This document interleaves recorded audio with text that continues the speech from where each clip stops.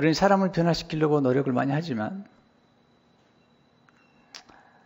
우리가 사람을 변화시킬 수 있는 어떤 환경을 만들 수는 있겠죠. 씨앗을 심고 물을 주는 것처럼 또는 햇볕이 잘 들어오도록 하는 이런 환경은 우리가 만들 수 있죠. 이걸 우리는 교육 환경, 신앙 성장을 잘할 수 있는 환경, 이런 환경은 우리가 만들 수 있지만 그러나 사람을 변화시키고 자라게 하는 것은 하나님의 일이거든요. 제가 목회 초기에는 성도를 변화시켜야 되겠다 이런 생각을 하고 굉장히 많이 몸부림을 쳤는데 거듭 실패했어요. 거듭 실패했어요. 지금 와서는 제가 굉장히 자유롭습니다. 왜냐하면 제가 성도들이 성장할 수 있고 변화할 수 있는 환경은 제가 만들어드려요. 예배를 할죠. 또는 이렇게 아카데미, 제자반, 목장 이런 여러 가지 프로그램이나 이런 것들을 만들어 드리지만 내가 사람을 변화시킬 수 없다는 걸 깨달은 거죠. 설교도 굉장히 자유로워졌어요. 옛날에는 설교를 통해서 사람을 변화시켜야 되겠다 생각했는데 그렇게 되지 않은 걸 거듭 확인했고요. 또 육신적인 목소리의 크기나 또는 그런 설득력으로 사람을 변화시킬 수 없다는 것을 깨달았어요. 하나님의 은혜만이 사람을 변화시킬 수 있고 만약에 누군가 변화됐다면 그것은 은혜라는 것을 깨닫게 된 거죠. 예수님 태어날 때부터 천사가 역사했어요. 특별히 예수님께서 태어날 때 헤롯이 예수님을 죽이려고 했죠. 그때 천사가 나타나서 애굽으로 피신을 시켰죠. 마태복음 2장 13절에 보면 그들이 떠난 후에 주의 사자가 An angel of the Lord라고 썼어요. 요셉에게 현명하여 이르되 헤롯이 아기를 찾아 죽이려 하니 일어나 아기와 그의 어머니를 데리고 애굽으로 피하여 내가 내게 이르기까지 거기 있으라 하시니 천사가 이렇게 보호해주죠. 인도해주고 보호해주고요. 헤롯이 죽고 나니까 다시 천사가 나타나서 이제 나사렛 땅으로 오게 하죠. 마태복음 2장 19절 20절에 보면 헤롯이 죽은 후에 주의 사자가 애굽에서 요셉에게 현명하여 이르되 일어나 아기와 그의 어머니를 데리고 이스라엘 땅으로 가라. 아기의 목숨을 찾던 자들이 죽었느니라 하시니. 예수님은 천사들의 도움을 받으셨고요. 또 모든 천사들이 아이들을 돌보고 있다는 사실을 말씀하셨어요. 그래서 아이들에게 함부로 하지 말라. 아이들을 지키는 천사들이 있는데 하나님 앞에 늘 있다고 말씀하셨어요. 마태복음 18장 10절에 보면 상가 이 작은 자 중 하나도 없이 여기지 말라. 너에게 말하노니 그들의 천사들이 하늘에서 하늘에 계신 내 아버지의 얼굴을 항상 비옵느니라. 우리는 어린아이라고 함부로 업신여기거나 함부로 대하면 안 돼요. 그들의 천사들이 하나님이 항상 대하고 있고요. 그러면 주로 언제 천사들이 이렇게 역사하는가? 기도할 때 역사하는 거예요. 베드로가 거기 갇혔을 때 교회가 기도했더니 천사가 동원됐잖아요. 다니엘이 기도하니까 천사가 동원되잖아요. 예수님이 40일 동안 금식 기도할 때 나중에 천사가 와서 수종을 들었거든요. 기도할 때마다 천사가 바쁘게 움직이는 거예요. 땅에서 구하면 하늘에서도 하나님께서 응답하시는데 우리가 기도할 때 천사가 움직이고 기도할 때 천사가 인자의 위를 오르락 내리락 하면서 우리 기도 응답을 가지고 오기 위해서 하나님께 올라가고 내려온다는 거죠. 성경은 이 천사들의 얘기를 아주 많이 하고 있어요. 저도 목회 변화 중에 하나가 뭐냐면 하나님 천사를 보내달라고 기도하면서 목회에 많은 변화가 있기 시작했어요. 왜냐하면 제가 노력하면 얼마나 하겠습니까? 근데 하나님의 천사가 움직여 주니까 상상하지 못한 경험들을 많이 했고요. 상상하지 못한 사람들이 찾아오기 시작하고요. 내가 한 번도 보지도 못하고 듣지도 못했던 사람들이 찾아오기 시작하고요. 기도할 때마다 하나님이 그런 역사를 많이 이루어 주셨어요.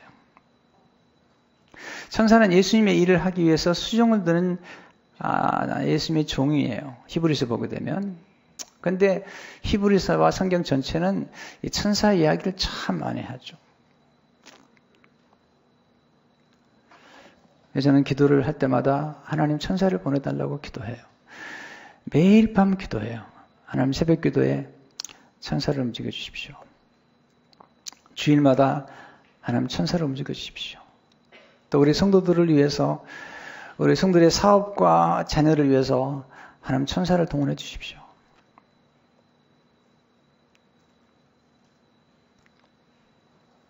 저는 이런 영적인 세계, 성령이 역사하시고 또 사탄이 우리를 대적하고 또 천사들이 우리를 돕는다는 사실. 다니엘이 기도할 때에 사탄이 기도응답을 가지고 내려오는 가브리엘을 막았어요. 그때 미가엘이 찾아와서 그 사탄을 물리쳐 주므로 가브리엘이 다시 다니엘에게 나타나서 다니엘에게 하나님의 응답을 전달해 주는 것을 보게 되잖아요. 천사가 동원될 때 위기 가운데 건져주고 또 유혹으로부터 우리를 지켜주기도 하고요. 그리고 방향 감각을 상실할 때 신비롭게 천사가 와서 안내해 주는 것들을 보게 됩니다. 네 번째, 예수님은 이 균형 잡힌 성장을 하셨습니다. 이 네 가지 균형은 우리가 일평생 동안 예수님을 닮아갈 때 꼭 필요한 성장이죠. 실제로 예수님의 육체가 성장했어요. 2장 40절을 보게 되면 아기가 자라며, 이건 육체적 성장을 의미하며 강화해지고, 이건 육체적인 성장을 의미하죠. 52절을 보게 되면 키가 자라가며, 우리가 기도할 때에 우리의 자녀들이나 우리들이 몸이 잘 자라도록 또 몸이 건강하도록 기도해야 되고요. 예수님의 몸으로 우리 죄를 담당하셨어요. 베드로전서 2장 14절을 보면 친히 나무에 달려 그 몸으로 우리 죄를 담당하셨으니, 또 예수님은 우리의 몸이 얼마나 소중한 걸 알고 계세요. 사도 바울은 우리의 영과 혼과 몸이 보존되기를 원했던 거죠. 내 영혼이 잘된 같이 사도 요한은 육신이 강건하며, 우리가 나이가 들면 물론 몸이 좀 쇠약해지긴 하지만 그러나 늘 어린아이 때부터 육신이 얼마나 중요한가를 알고 몸도 잘 돌보아야 되거든요.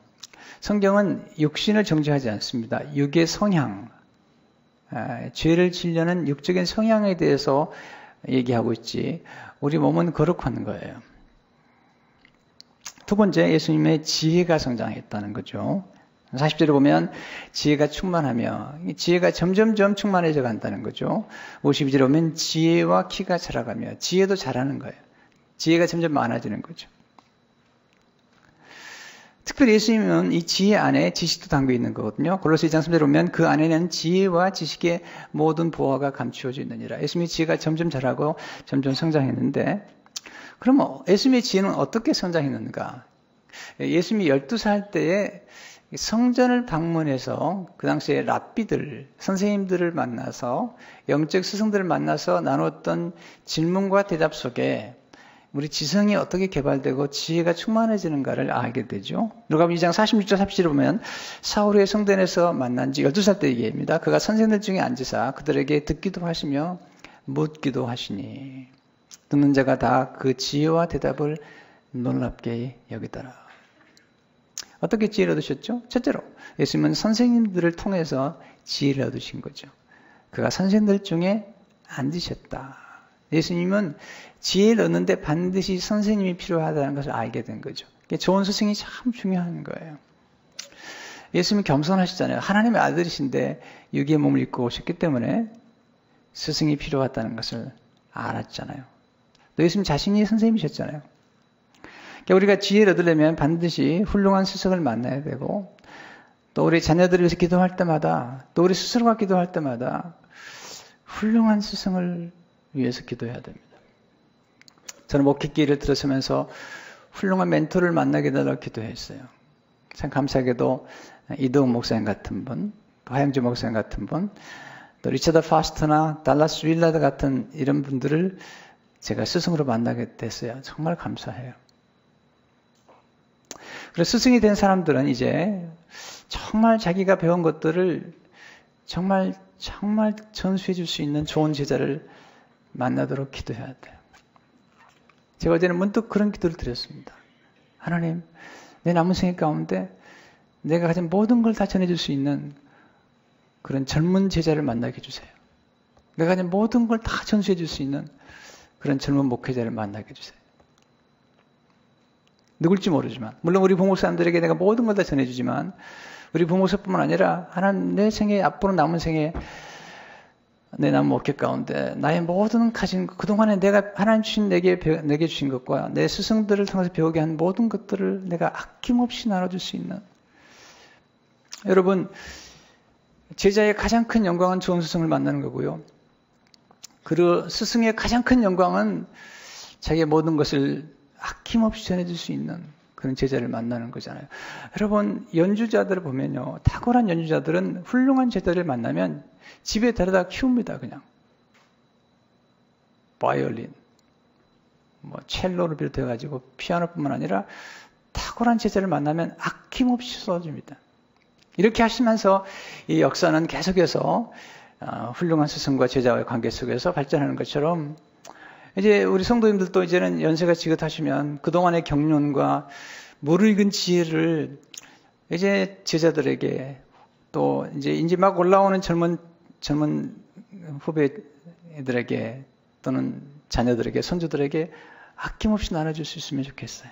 두 번째, 예수님은 경청을 통해 지혜를 얻으셨거든요. 그들에게 듣기도 하시며, 경청은 지혜를 얻는 가장 좋은 길이에요. 잘 들을 때 지식을 얻게 되고요, 정보를 얻게 되고요, 그리고 지혜를 얻게 되고요. 정말 중요한 것은 잘 듣게 되면 사람의 마음을 얻게 돼요. 우린 자기 말을 잘 들어주는 사람을 좋아해요. 말 잘하고 쉽게 조언하고 충고하는 사람 좋아하지 않아요. 비판하고 비난하고 원망하는 사람도 좋아하지 않아요. 그러나 자기의 말을 잘 들어주는 사람을 좋아해요. 왜냐하면 경청한다는 것은 존중을 의미해요. 우리는 존중을 받고 싶은 거거든요. 그래서 우리가 사람들 만날 때 잘 들어주는 것, 중간에 말을 좀 자르지 않고 조금 더 들어주는 것, 이런 것들이 필요한데, 경청은 훈련이고요. 듣는 법을 배워야 돼요. 말하는 법도 배워야 되지만 더 중요한 것은 듣는 법이죠. 잘 듣는 사람이 말을 잘하게 돼 있고요. 잘 들으면 하나님을 얻게 되고 또 사람의 마음을 얻게 돼요. 저는 스승들을 만날 때마다 항상 노트를 준비했어요. 그리고 입을 담고 질문한 다음에는 받았었어요. 그렇게 하기를 수없이 했어요. 그러면서 지혜를 얻기 시작했어요. 지금도 그렇게 해요. 세 번째, 예수님은 질문을 통해 지혜를 얻으셨잖아요. 묻기도 하시니 하나님이 물으세요. 아담아, 내가 어디 있느냐? 예수님도 물어보시잖아요. 너희를 나를 누구라 하느냐? 자꾸 질문하세요. 질문은 우리 삶 가운데 굉장히 중요한 거죠. 질문을 가졌다는 것은 호기심이 있다는 거예요. 호기심. 또는 의문이 있다는 거잖아요. 이건 굉장히 중요한 거죠. 우리 삶 가운데 질문이 우리 삶을 만들어가는 겁니다. 그래서 유대인들은 자녀들이 학교에서 돌아오게 되면 그들에게 무엇을 배웠느냐고 묻지 않고 무엇을 질문했느냐고 물었다는 거죠. 이 질문이 정말 중요한 것 같아요. 전 질문이 많았던 사람이죠. 왜 어떤 사람은 되는데 어떤 사람은 안 되는가? 정말 89년도에 교회를 처음 개척했는데 너무 궁금했어요. 교인들이 성장하지 않아요. 교회가 성장하지 않았어요. 너무 궁금해서 어떤 교회는 성장하는가? 설교를 해도 잘 변화가 없고요. 사람들이 듣지 않았습니다. 왜 그럴까? 질문을 하면서 성경을 읽기 시작했고, 그리고 좋은 멘토들에게 찾아가서 여쭤봤고, 때로는 한 질문 때문에 4시간 차를 타고 가서, 그리고 그 다음에 돌아올 때 4시간 동안, 그리고 하룻밤 자고 30분 만나고 돌아왔어요. 그런데 후회하지 않았어요. 너무나 귀한 내 삶의 물꼬를 터주는 그런 질문에 대한 짧은 대답들이었기 때문이죠. 의심은 별로 좋은 것 같지 않지만 의문은 중요한 거죠. 의문 또는 질문은 중요한 거잖아요. 우리가 질문한 것은 거의 잊어버리잖아요. 네 번째, 예수님은 대답을 통해 지혜를 드러내셨죠. 자, 우리가 지혜를 배워야 되지만 우리의 지혜를 드러내야 되잖아요.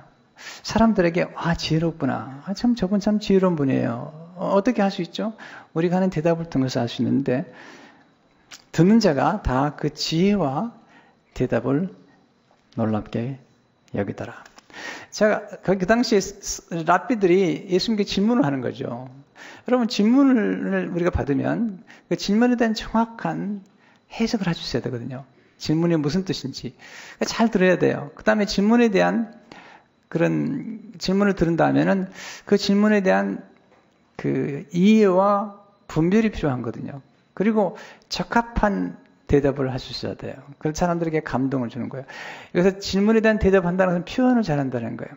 12명의 정탐 가운데 그들이 돌아와서 한 건 다 보고에 보고 표현하는 거예요. 그런데 10명의 정탐꾼들은 보고를 잘못했어요. 레포트가 잘못된 거죠. 그러니까 우리가 누군가를 만나가지고 표현한다는 건 굉장히 중요한 거거든요. 그래서 글로 쓴다는 것, 또 말한다는 것. 그러니까 듣는 것과 함께 내가 어떻게 표현하는지. 어떤 분은 사람이 정말 마음에 감동을 주는 그런 감동을 주는 표현을 하는 분들이 계세요. 마크 트웨인은 말하기를 나는 칭찬 한마디면 2달을 살 수 있다. 그렇게 말했는데 네. 이 표현한다는 게 쉽지 않거든요. 칭찬이 왜 어려운지 아십니까? 자녀 교육하는데 필요한 게 신뢰거든요. 자녀들에게 자꾸 믿어주셔야 됩니다. 근데 신뢰한다는 게 뭘까요? 안셀림 그린이라고 하는 분은 믿음이란 무엇이냐면 우리가 만나는 사람들에게서 좋은 점을 발견하는 것이다. 그게 믿음이다. 누군가를 신뢰한다는 것은 그 사람 속에 있는 좋은 걸 발견하는 게 믿음이고 그러면 칭찬이란 무엇인가? 내가 발견한 그 좋은 점을 말로 표현해 주는 것. 이게 칭찬이고 이게 축복이라는 거예요. 축복이란 뭐냐면 좋은 말을 해주는 거예요. 사람들에게. 이것이 축복 기도고 이것이 축도예요. 축도. 원래 이 축복하다는 말은 조사라는 말에서 나왔어요. 율로지. 우리가 사람이 돌아가시면 그분의 좋은 얘기를 말하는 거잖아요. 덕담을 나누는 것처럼. 우리 사람들을 만날 때마다 좋은 표현을 해주는 것. 표현하는 능력이 굉장히 중요하다고 생각이 되죠. 세 번째, 예수님의 영성에 성장했죠. 영성은 하나님과의 관계죠. 하나님과의 관계.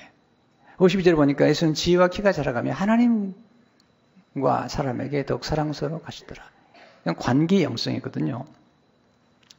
근데 예수님의 이 관계가 언제 놀랍게 눈에 띄게 되냐면 12살 때 예수님께서 성전에 올라갔다가 돌아오는 길에 6월절에 보통 이제 동네 사람들이 같이 올라오는가 봐요. 6월절에 돌아가는 길에 하루길이 지나도록 예수님 부모님이 그냥 친구들하고 잘 가겠지 생각한 거죠.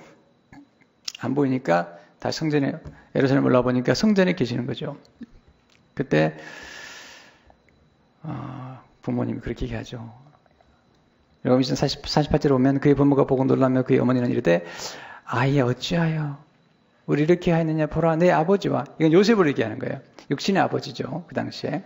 물론 어머니가 있고 아버지는 이제 그냥 양아버지지만 내 아버지와 내가 근심하여 너를 찾았노라. 이렇게 얘기하니까 49절에 참 놀라운 얘기예요. 예수 그리스도 어찌하여 나를 찾으셨나이까. 내가 내 아버지 집에 있어야 될 줄을 알지 못하셨나이까 하시니 성전은 아버지 집이라는 거예요.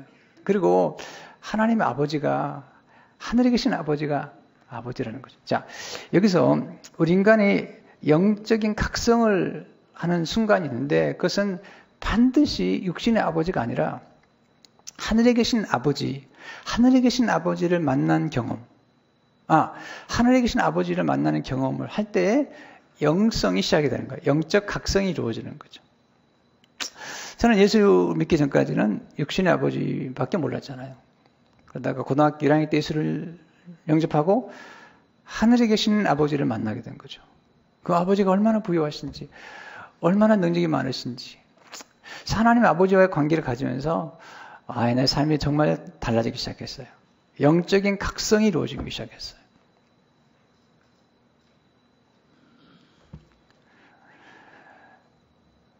우리 자녀들에게 그렇게 얘기하시면 좋은 거죠. 어떤 분이 그렇게 얘기하시더라고요. 이제 아이들을 두고 어디를 떠나면서 이제 너희가 많이 컸는데 이제 문제가 생기면 아버지한테 연락하지 말고 하늘에 계신 아버지께 연락해라. 하늘에 계신 아버지께 연락해라. 하늘에 계신 아버지께 여쭈어라.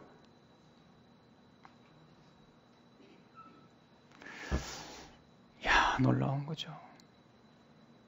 자, 신학대 갈 때 저희 어머니가 첫 학기 학비를 주셨어요, 물론. 딱 한 번. 그리고 말씀하셨어요. 내가 주의 종이라면 내가 가는 길을 하나님 아버지께서 책임지실 거다.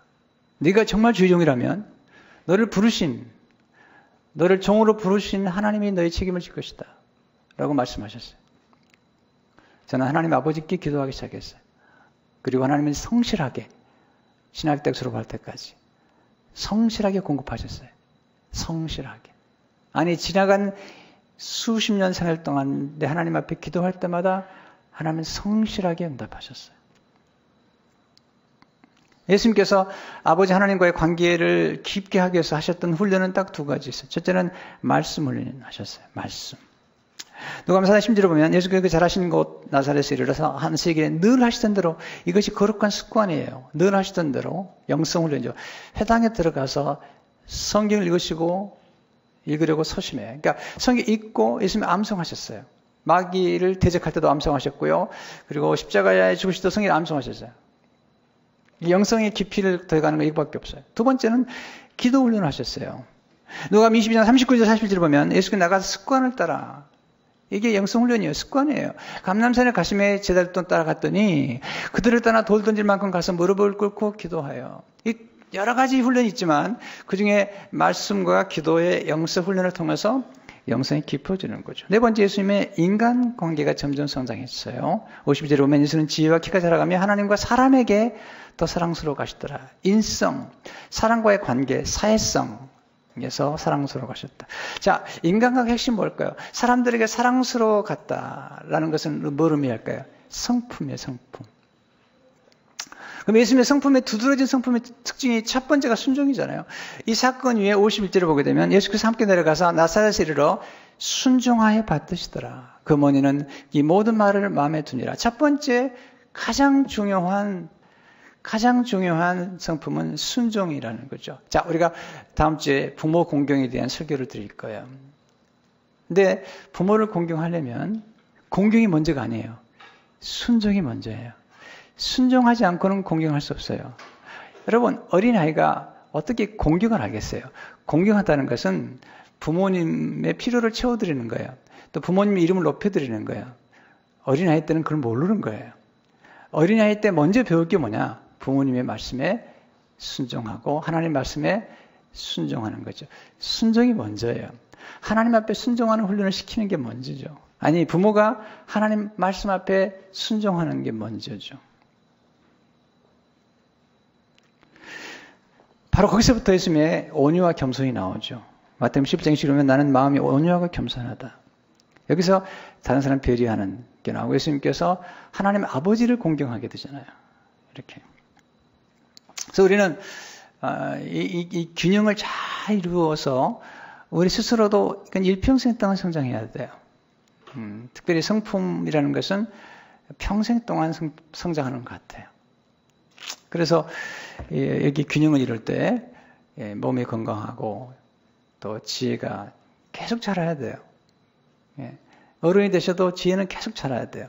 사도 바울이 지혜는 장성한 자가 되라 말씀하셨어요. 그래서 이 균형이 굉장히 필요하다는 생각이 들거든요.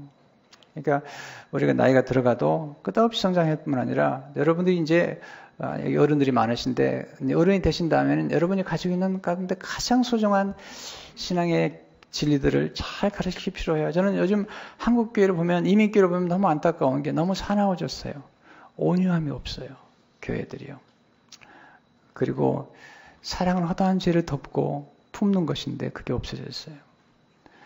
너무 슬픈 일이죠. 예수님은 나는 마음이 온유하고 겸손하고 예수님은 배려하시고 섬기시고 때로 침묵하시고 다 품으셨는데 너무 안타까워. 저희 교회가 7년 동안 지금까지 이렇게 건강한 모습이 된 게 감사하고 앞으로도 이런 건강한 모습을 계속해서 발전할 줄로 믿습니다. 이게 너무 중요하다고 생각이 되죠. 질려고 하지 않고 뭐든지. 우리가 그렇지 않도록 자꾸 품으셔야 돼. 관용해야 돼. 덕스러워야 됩니다. 교회가 덕이 없으면 다 잃어버리는 거죠. 특별히 나이가 들어갈수록 덕스러워야 됩니다. 예수님은 고난을 통해 성장하셨어요. 히브리서 8절에 보면 그가 아들이시라도 받으신 고난으로 순종을 배워서 히브리서 2장 18절에 보니까 그가 시험을 받나 고난을 당하셨은 즉 시험 받는 자들을 능히 도우실 수 있느니라.